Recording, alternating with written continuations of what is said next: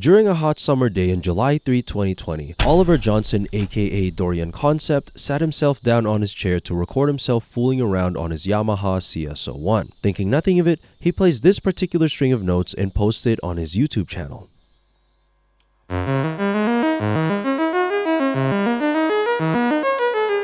There it is. Did you catch that? One more time. Dark Fantasy is nothing short of a masterpiece. It was everything I could have ever hoped Dark Fantasy was. Eventually, all of the things they grew to understand and love faded away. That is the sound of birth. Ugh. What are you saying, man? Oh, dude, come on, man. You know I didn't mean that literally. Do you like watching people give birth? I'm going to call you if you keep going. Whoa. What is Dark Fantasy? According to the most reputable source of information I could find, Dark Fantasy is a subgenre of fantasy, literary, artistic, and cinematic works that incorporates disturbing and frightening themes, combining horror elements with elements of fantasy. A while ago, your feeds may have been blessed with this combination of sound and visuals.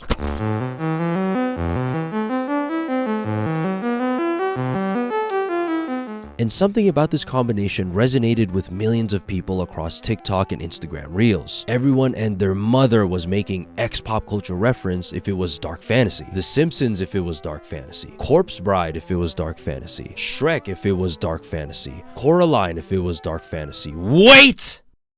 Something is the wrong color here. Why is YB wearing yellow gloves? YB wears black skeleton hands. I hate it when the wrong color is in a place it shouldn't be. You see, what drew the attention of millions was not the song nor the visuals in isolation. It was the wistful tug of nostalgia generated by a mix of the two. Called animoia, nostalgia for something that never happened, the 80s dark fantasy style induces these feelings of wanderlust, homesickness, or sentimentality for experiences we never had. Over its lifespan, these videos evolved and expanded into many different aesthetics and purposes. So to make things simple, we'll just call it the dark fantasy format. Now, this engine of daydreams runs a tight ship.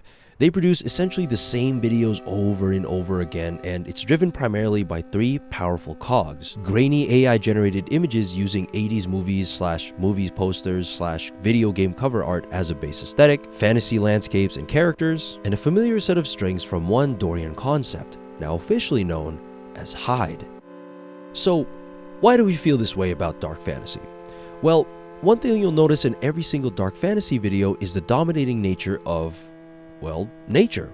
Whether it's a somber golden field of flowers or a corrupted landscape of perpetual British weather, the characters are always at the mercy of the elements, or the subject of interest is the landscape itself. TikTok creator Joshua Platiliero is someone who embodies the latter.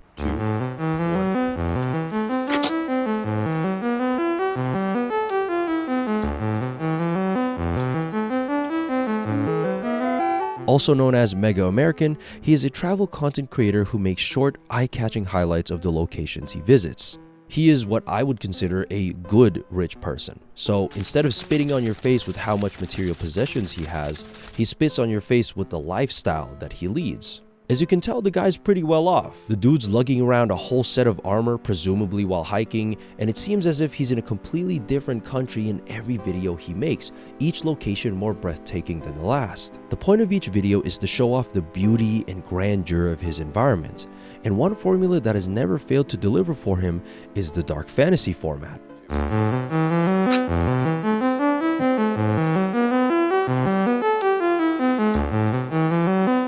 Believe it or not, that entire structure right there is not CGI. That is Mont Saint-Michel, a former religious sanctuary constructed by a bishop named Saint Aubert of Vsauce, along with a group of Benedictines and pilgrims in 708 AD. Yeah, look at those cute little buildings they got up there. Aubert started constructing an abbey on this barren pile of granite because he claimed the Archangel Michael himself appeared before him in a dream and told him, according to ChatGPT, I quote, "Yo, build me a sanctuary here." Alright, bet. So obviously, he decided to pack his bags and construct what would one day be a UNESCO World Site. Now, here's the thing about Mont Saint-Michel. I did not even know how badly I wanted to go to this place until I saw this video. I did not know I wanted to go to all of these places until I saw his videos. They invoked such a strong feeling of FOMO onto me that I went on a mad researching spree trying to get as much information about these places as possible. The thinking behind it is, since I can't possibly go to all of them right now, why not see as much as I can about them through the internet? Now see, this is important because content creators like Mega American know you feel this way. They know most of us can't visit these locations, and we will do everything in our power to feel like we have. I wrote this whole tirade about Mont Saint-Michel's history because I wanted to know what he was looking at and the context of the location. In the same fashion, you and millions of others probably stuck around until the end of this video because you wanted to be included in the reveal. Simply put, we did not want to be left out. However, if you think you're completely immune to feeling left out, just ask yourself, when did you last bookmark a video so you can remember it for later? When you saw one of these influencers talk about a product, have you ever gone to the linked website or did independent research on your own? How many times have you seen your friends living their best lives and felt like you were getting left behind? There's no one single way to feel like you're being left out. After all, it is inherent to the human experience. For creators like Mega American, that emotional leverage is like liquid gold to them. He and many other creators like him deliberately designed these videos to invoke some sort of action. By pairing these fantastical landscapes with ethereal synth melodies like Hyde, it invokes that feeling of adventure without leaving your house, as if you're gazing upon a view you'll only ever see in your dreams. In this context, nature is simply a vehicle to foster FOMO, the fear of missing out. He's giving you manufactured wanderlust to catch your attention, then capitalizes on your FOMO to make you take action. And it works. But that begs the question, why are we so afraid of missing out? Wow. Thank you for bringing that up, foil character who serves as a self-insert for disagreeing opinions, which allows me to present a stronger argument. I think that is so considerate of you. I don't agree. Exactly. To answer that, I think now is a good time for some participative testing. I want you to think back to the last time you drank coffee, or put your socks on, or drove past that specific road on this street at this street light before making a right turn at this avenue. Chances are you probably haven't thought of any of them until I brought it up. Not because you're only now learning about mugs, hallways, or streetlights, but because they are forgettable experiences. Look at this. These are brain cells forming a connection. This is what happens when you make a new memory. You see, the creation of neural pathways is a calorie-hungry process necessary for making these connections. And according to this article, multiple scientists discovered that memory loss is actually an active process of memory formation, as in forgetting is an active requirement of forming memories. Oliver Hart, a professor of psychology at McGill University, describes how the brain evolved to filter out unnecessary memories and retain key experiences for survival reasons. For example, in a psychological sense, you aren't actively recalling the experience of sipping your coffee, nor are you always paying attention to the amount of pressure you apply in your accelerator, but the experience of burning your tongue or crashing your car will stay with you. I'm so sorry. Meanwhile, in physical terms, during the process of forming new memories, scientists discovered that the brain actually severs some of those same connections it made while making new memories, manifesting as a spark upon severing that connection. To be fair, they looked at the brains of zebrafish in their study, which brings up questions about their applicability to human brains, but the insights we gleaned from their study is consistent with a lot of the behaviors that we see in our personal lives. For example, when you walk into a new room, you sometimes forget what you wanted to do there in the first place. Or when you get in your car, sometimes you drive off forgetting you left your wallet or phone or water bottle on the hood. This is important because it implies that in order to make new memories, we must also forget. But that's only one piece of the equation. We understand now that boring experiences will be forgotten, but we are still missing an explanation for the element of fear. Why are we afraid of missing out on new experiences?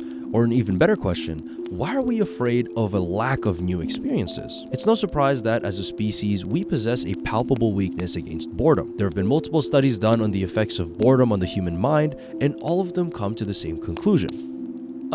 It's pretty bad. For example, white torture has historically been used as an information gathering tool. The idea is to leave a prisoner inside of a soundproof white room lit by overhead lights that never shut off, with absolutely nothing to do. Afterwards, all you'll have to do is wait, and eventually,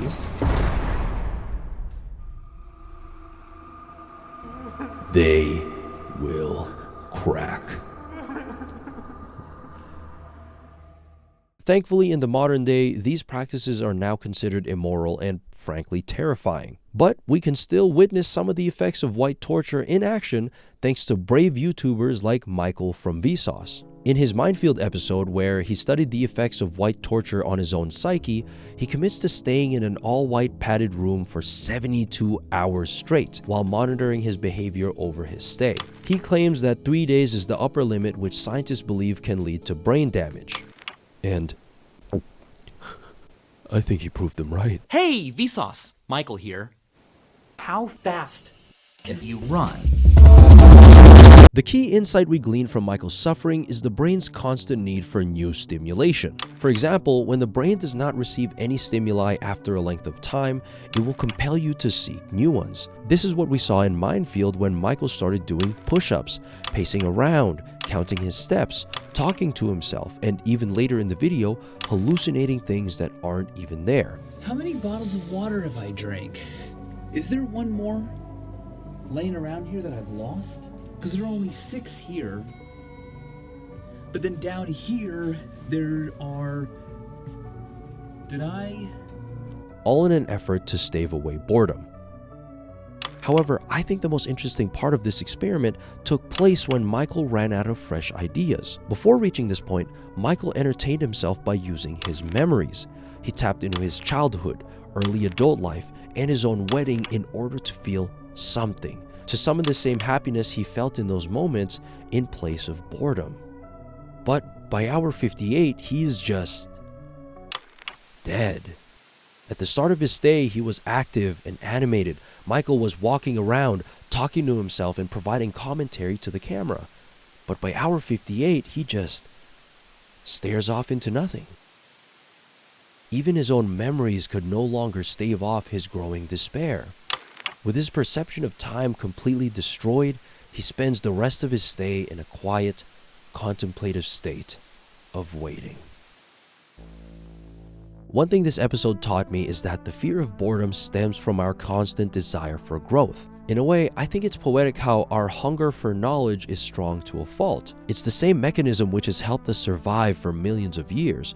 Our physical biology, so optimized that memory retention allowed us to build this advanced planet-spanning society. Yet, this mechanism is flawed. So sensitive are our brains to boredom that a lack of new information for prolonged periods of time causes the brain to start cannibalizing itself. Consequently, this also leaves us vulnerable to exploitation.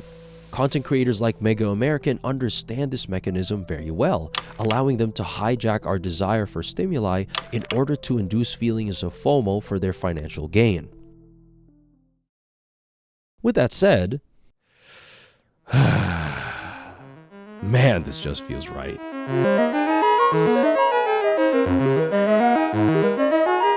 Going back to a point I discussed earlier, one thing you'll notice about dark fantasy videos is how nature seems to dominate the screen. The characters are always placed in the midst of natural formations like lush green forests or breathtaking mountainous valleys. Zoom out even further and you'll notice the art style has this sort of contrasty, grainy, painted texture like something you'd see in a Bob Ross painting. And this was done on purpose. The first time this type of content ever blew up was through parodies of 80s films, where people would make the characters say some outlandish shit using AI. Luke, did I ever tell you about Ahsoka Tano? She was a good friend. Next, people took this a step further and started remaking popular modern films in the 80s film style.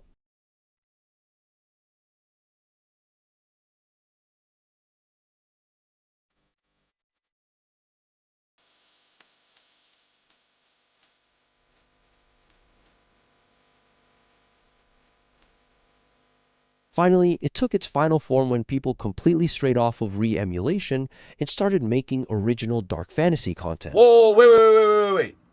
Did you just call AI content original? Oh my god, bro. You know what I meant. They stopped remaking other IPs and gave birth to original dark... Aha! See, there you go again with the birthing shit. You can't hide it now, you freakazoid. You can't hide it now. Oh, got you, bro. I exposed your ass, bro. Anyways, I'll catch you later, bro. Oh my God. You see, this is why I don't like you people. You see, the art style actually reminds me a lot of 80s dark fantasy films like Labyrinth and Legend, or cover art for video games way back in the 70s and 80s. So, out of curiosity, I invited over a handful of my friends to watch some 80s dark fantasy films with me, just to see if the original material makes me feel the same way the format does. And to make a long story short, what we watched was nothing short of a masterpiece. It was everything I could have ever hoped dark fantasy was, and it was then that I finally understood why people gravitated towards its dream-esque appeal. Psych! It was doo-doo, stinky, boring, nonsensical, disconnected poo-poo caca. You gotta understand, y'all. We watched like 4 dark fantasy films back to back to back. But after the first one, Labyrinth, it was like all of our energy was just sucked out of our bodies. It was boring. But I digress. My friends and I learned that the experience of watching the original material had nothing in common with the format. However, it was closer in experience with the latter retro video game box art.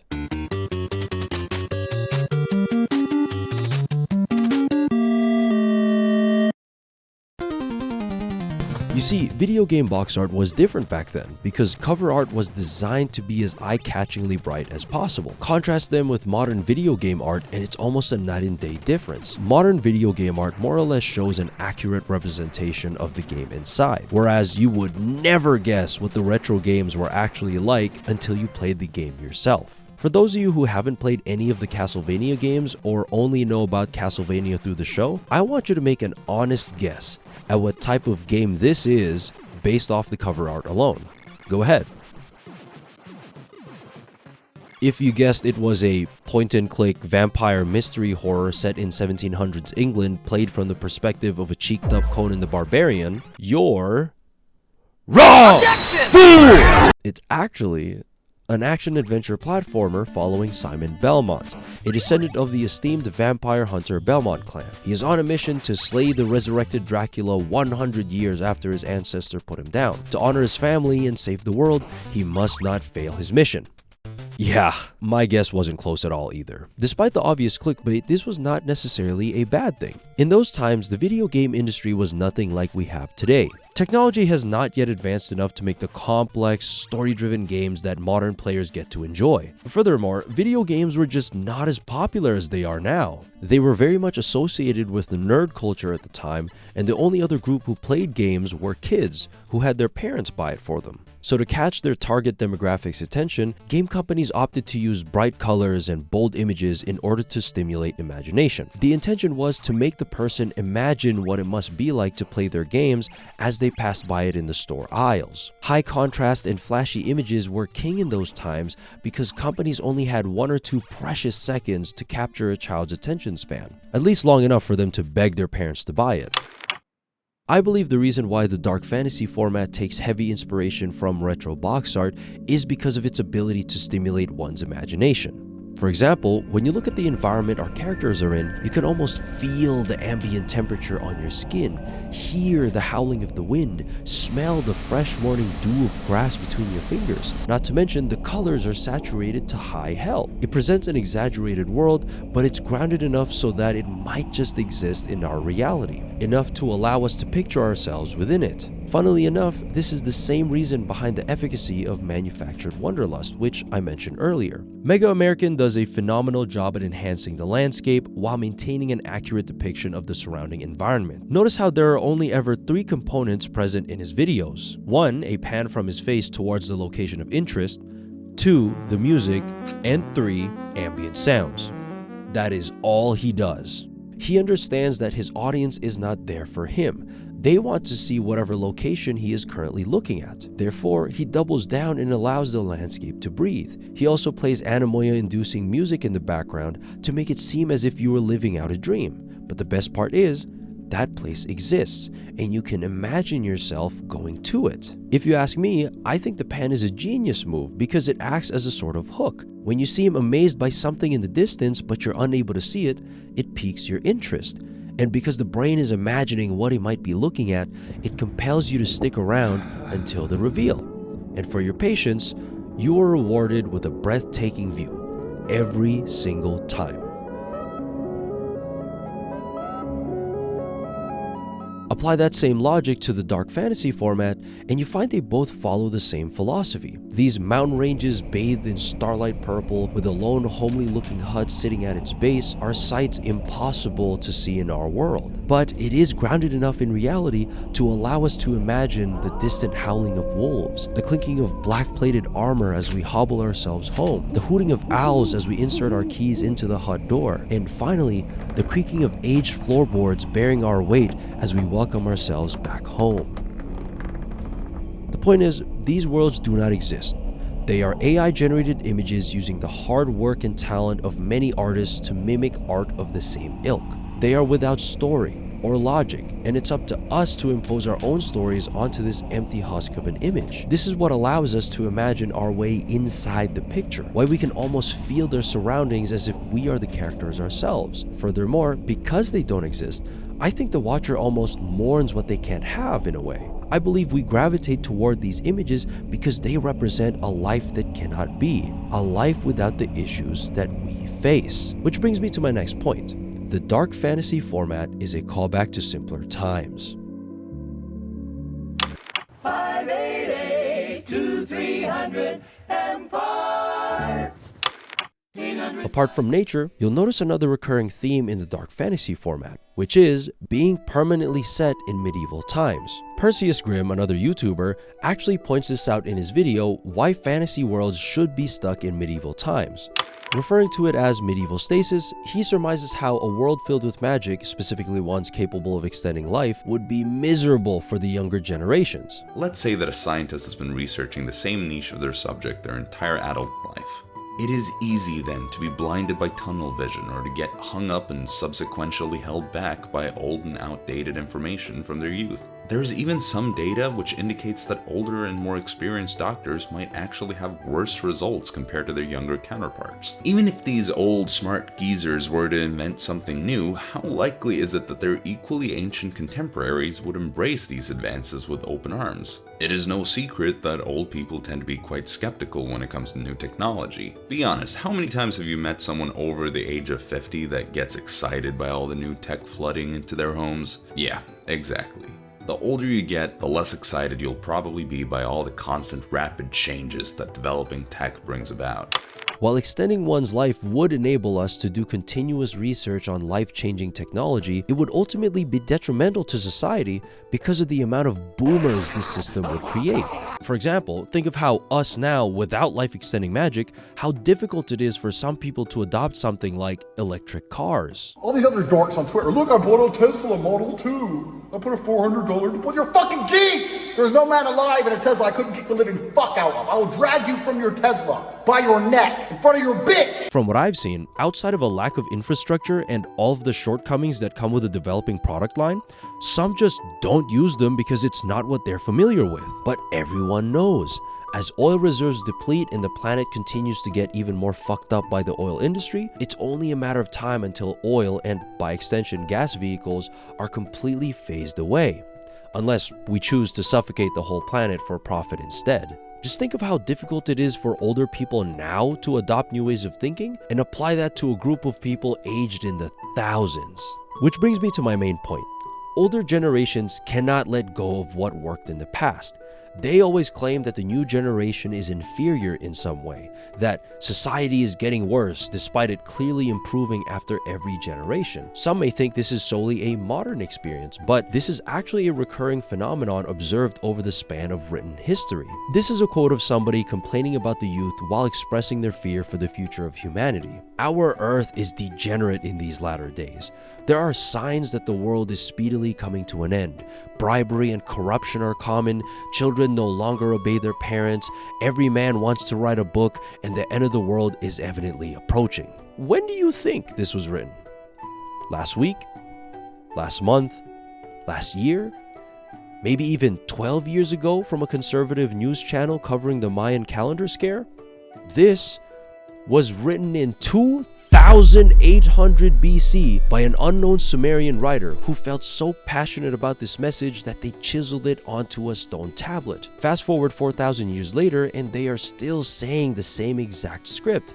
The previous state is better than the new state. What these people are attributing their experiences to is the concept of a golden age. Coined by Hesiod in his poem Works and Days, Hesiod describes a long past era of peace, harmony, stability, and prosperity. Everything was perfect. No one went hungry, no one had to work, there were no conflicts, people had a close connection with nature, they held a close spiritual connection with their gods, and the subsequent eras just kept degrading until we're left with the rejects, the disrespectful children, the lying politicians, the shameless, godless youth straying from the light of God. Is this starting to sound familiar to you? This narrative seems to converge on one message. Back in my day, things were so much better, much simpler, and then things started getting more complicated, and now I don't understand where the world is heading. The dark fantasy format embodies this call to a simpler time through a number of recurring themes within the format. One thing you'll notice is the simplicity of the characters and the world itself. In place of guns, they use swords, cars are replaced by horses, and city spires are replaced with simple village huts or towering castles. From this, we can infer that these settings exist in a time before technology, and therefore, before all of the problems that came with it. For example, for those who haven't heard of this term, brain rot is a recent invention of internet culture which epitomizes decades of memes in this unholy amalgamation of popular buzzwords. To the Sigmas of Australia, I say that this goofy-air government have been captured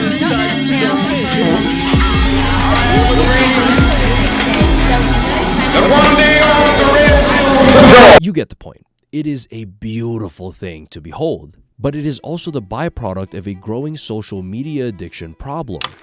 Hello there guys, Terry Butt here, and today, I looked up in the sky and I saw a double rainbow. Look at that. Back in the early 2000s, when I was one of these kids consuming internet content, I didn't find anything wrong with scrolling through Vine for hours on end. As far as I was aware, I was having a grand old time laughing my ass off at King Batch, Lele Pons, Zach King, and all the rest of them. Looking back on it now, however, I absolutely regret not dropping the habit earlier on and instead pursuing this in high school. Hey, it's Editor Terry here, and just as a side note, that is the coldest shit I've ever pulled, bro. To this day, I have never done anything that could top whatever I just pulled off in that video. I was straight up clip farming before that was even a thing. I was aura farming before that was even a thing. I'm the ore father. I'm the clip father. I'm the originator, bro. I am the soldier boy of swag. Anyways, that's about it. It doesn't help either that I've personally met people who've made 6 figures, maybe even 7 coming straight out of high school. So I felt like my social media habits held me back by years from reaching my full potential. Outside of personal anecdotes, TikTok brain, the negative side effects caused by short-form content addiction, is also an observed phenomenon by researchers. According to a study conducted by Microsoft, they found a measurable drop in a user's attention span after only 20 minutes on TikTok. It is becoming such a big problem, in fact, that paying to not use your phone has become a viable business model. Look at this, up to $7 grand to do daily yoga and sound healing with crystal balls? What do those even mean? With all of this in mind, one thing is clear. The internet is no longer an escape from real life. Real life is now becoming an escape from our devices. Ironically enough, the dark fantasy format also happens to fulfill this need. As I mentioned before, creators like Mega American understand that most people do not have the means to escape from their devices, either because they are too dependent on the internet since their job relies on it, or they've grown an unhealthy addiction to scrolling through IG Reels all day. They know you need to disconnect yourself from your device, but you can't. So they give you the next best thing, a video of them outside so you can imagine yourself being disconnected from your device while being on your device.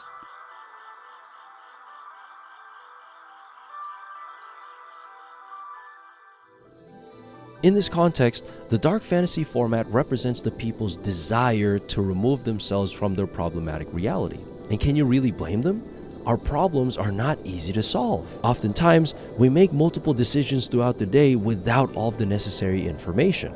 Much like the current state of doom scrolling and TikTok brain, when we choose a course of action, we never know when the consequences of those actions will take root. Likewise, the older generation mistakenly glorify aspects of their era because that was their childhood. Things were simpler because they viewed the world from the simplistic perspective of a child. You're Gen X? You're Gen X? Yeah, I guess 67. Yeah, What's you're that? You're Gen X. Yeah. I was saying to someone, because we were the forgotten generation, the best ever time has been like our little window. Like you're born in the 60s, you grew up in the 70s, free to go play in the creek, Yeah. go hunting and fishing and all that. And then, no parental supervision. But there's never been a major warning. We're not getting pitchforked in the stomach. Food has been like, for the first time really in history, food is now everywhere is good for every kind of quality-wise, travel, luxury, international travel, like being able to do freaky jobs rather than work in a factory. Like all these things happen for Gen X. So I was talking to someone and saying it's ironic, but Gen X actually lived in the greatest historical window of all time, potentially. They relate their past with a simpler time because they felt like they were familiar with their surroundings, including their problems. Then they got older. They now had obligations like family and a career. In the meanwhile, society and its issues grew in complexity, leaving the older generation behind. Eventually, all of the things they grew to understand and love faded away, leaving only bitterness. In this context, the dark fantasy format addresses these issues by presenting the watcher with simple problems. When the characters are facing off against a ferocious dragon, their objective is simple: survive. What arsenal of weapons do they have available to do it with? A sword or a staff. When we see the characters wandering about in this mystery land, their objective is simple: explore. What is their ultimate destination? None, until they rest. Finally, when we see the world the characters get to explore, we simply ask, what must it feel like to hear the clinking of armor in place of clacking keyboards? To feel the roar of a waterfall in place of the roar of machinery? To face the certain doom of a dragon over the uncertain knowledge that you might not be enough to accomplish your dreams? What must it feel like to be free of all of this?